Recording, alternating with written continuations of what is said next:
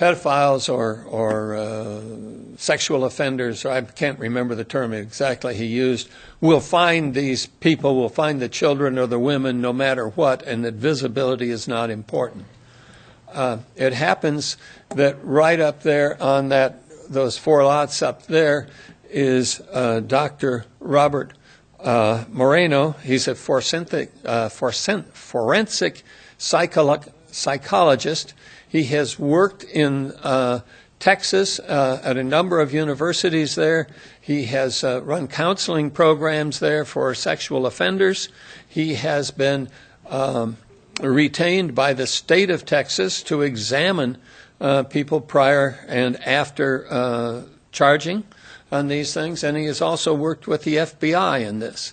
So we have in our midst one person who is probably more qualified than anybody within hundreds of miles to speak on this thing, and I hope that he will, and if he forgets, I'll tell you that he lives at 1015 Alturas Drive, so he's right there in that area. Thank you. Thank you, Bill. You're willing to field questions? Sure, Looks like of you might course. have one. Walter? I'm a little confused about the gentleman that lives there. Mm-hmm. What, is he here? Is he? He's right here. Okay. He's a retired psychologist from Texas. All right. I Forensic couldn't make the connection. Okay. He's a retired forensic psychologist. He has worked through the courts with sexual offenders of all kinds for many years. And he has, as I said, has also worked with the FBI on profiling serial killers and serial sexual offenders and so forth. I couldn't think that there would be anybody as nearly as qualified within hundreds of miles, and he just happens to be right down there in the affected area. Is nearly qualified to do what? To talk about the difference, about the need for security, and about the fact that I assume, I don't know what he's going to say, but basically that it does make a difference for us to be aware of security in these things. Right. I think the reference was pertaining to visibility of that small park space, and that was brought up at a public meeting. So, thank you, Bill. Others who'd like to comment on this, please come on forward and tell us who you are and where you live, please. Good evening, folks. Art Betke, 1249 Highland, and for disclosure, also Chairman of Moscow's Planning and Zoning Commission. 2 items on this. One is the potential abandonment of the pedestrian access that goes through there, and on behalf of the Planning and Zoning Commission, I'd like to indicate that we all feel fairly strongly that pedestrian access needs to be maintained to these park spaces to ease access by everyone, kids, people with bikes, anybody who doesn't have access to a motorized vehicle. And not having access to the motorized vehicles also eliminates some of the parking issues that might otherwise occur around the park. Second part is that from a personal point of view, I like Tom's idea of just take the corner lot. It makes for a kind of a funky non-rectangular layout, but it does provide nice access and nice visibility from that street corner.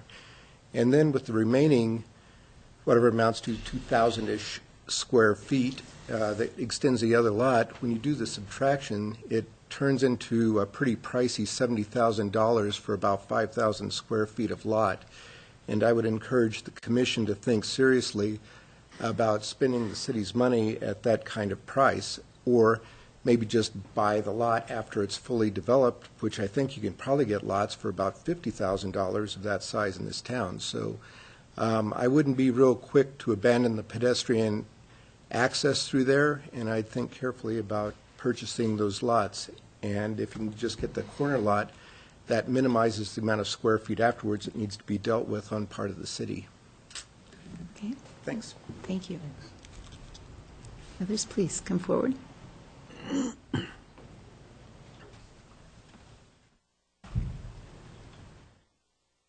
My name is Roberto Moreno. I moved here in, I live at 1015 Alturas.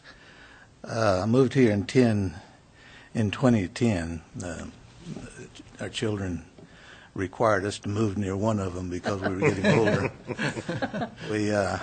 our choices were from East Coast to West Coast, and San Francisco was too expensive. So when I was in the military, I had been to Fort Lewis training at one time many years ago. And so I was a little familiar with the Northwest. My daughter lives here. My son-in-law is a professor at the university. So anyhow, we moved here and really like it. Intend to stay here. My field was forensic psychology for about 25, 30 years. In that time, experienced a lot of things, saw a lot of things. Helped with a number of things, had a lot of training, but I also became hyper-vigilant to situations that might lend itself to lack of safety for children or women or men or teenagers or whatever. In Dallas, for instance, some of the places where we find sex offenders congregate are parks where they have a restroom. They get together and act out homosexually in the restrooms. They meet in parks in areas that are wooded. They always try to, if they're looking for children, they try to find children where children would be active. Parks, swings, playgrounds, just coming out of school, places like that. Of course, they snatch them from the yards too, and you know that happens often. We have a tendency, and I've learned this in the years that I spent, we have a tendency in this country to kind of be too relaxed in our concerns about something. Then something happens and we can't do anything fast enough. 9/11 is one. Bombing in Hawaii was another one. And countless situations where children have been snatched and abused and so forth.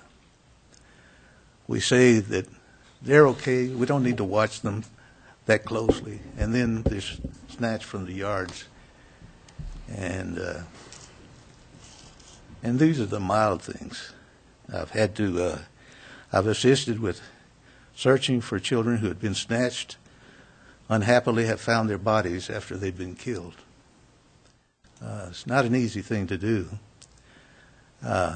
You stay in the profession if you can endure it, or you leave it to survive. I don't know.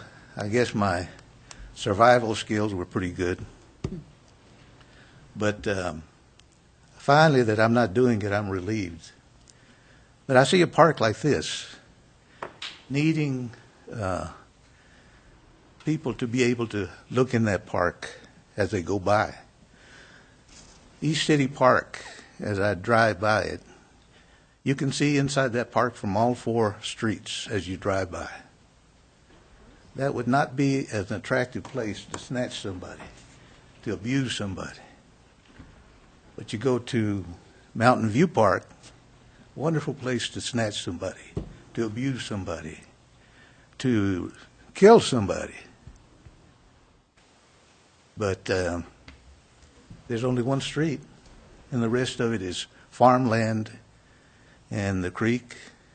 But there are houses on one side, but most of the time they can't see in. Some of them have decks that are high and they can look into the park. This particular place, since it's close to my home, I would like to see consideration be made to that it is constructed in such a way that views from the roads can be viewed from the road and from where people live. we watch out for each other in the neighborhood. We don't. It's a small neighborhood right now, but there are babies living on our two corners. There's children up and down the street. There's also old codgers like myself and this gentleman who just moved in across from me. He's also retired military. But I know that two incidents have occurred in which one time I called the police because something did not seem right with what I was viewing. And it was two individuals who I'd never seen them before. And they passed my house twice. I was walking my dog, and they parked a couple of times in the same location near the park, that little pocket park that's adjacent to the one of the companies there on the bend. They pulled in twice, and on the second time, I just tended to look away, like paying attention to my dog. But the second time I saw them there, I called the police. Now, what happened, I don't know. That's all I could do. Now, if they'd been in my house, it'd been a little different story. You know, I know what I would do there. But out there, you have to do what the law allows. And calling the police would be it. You saw something like this at this park. What would you do? You'd probably call the police. And maybe linger around until they got there. Make sure somebody arrived there. I saw something that occurred at Mountain View Park. It turned out to be nothing, but I felt good that I called the police, and it turned out to be nothing. But in Dallas, if you're at a park and you're unloading one truck and putting stuff in another truck, you're stealing. Here, I don't guess they weren't stealing because the police left after a while. They're still loading and unloading. So I hope you consider this. I don't think anything should be built with fear in mind. You know, I think intelligence should be used in building something. We all have differences of opinions on what should be and should not be done.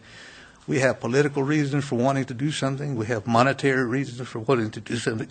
But when a child is, or a woman is raped or killed, a child is abused or killed or abused, sexually abused, snatched, that's enough reason to be intelligent and do something about it before anything happens.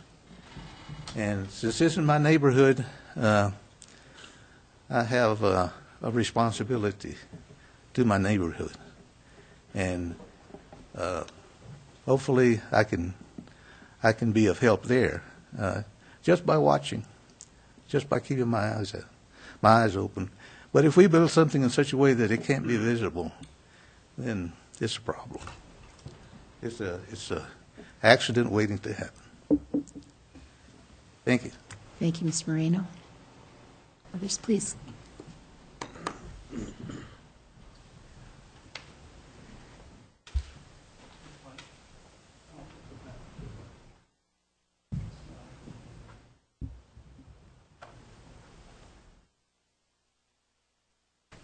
Don Regan, 1810 Lorien Lane.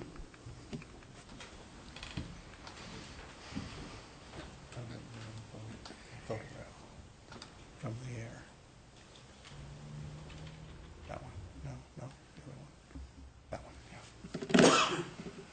one, yeah. I didn't intend to speak tonight, but listening to the council, I thought I might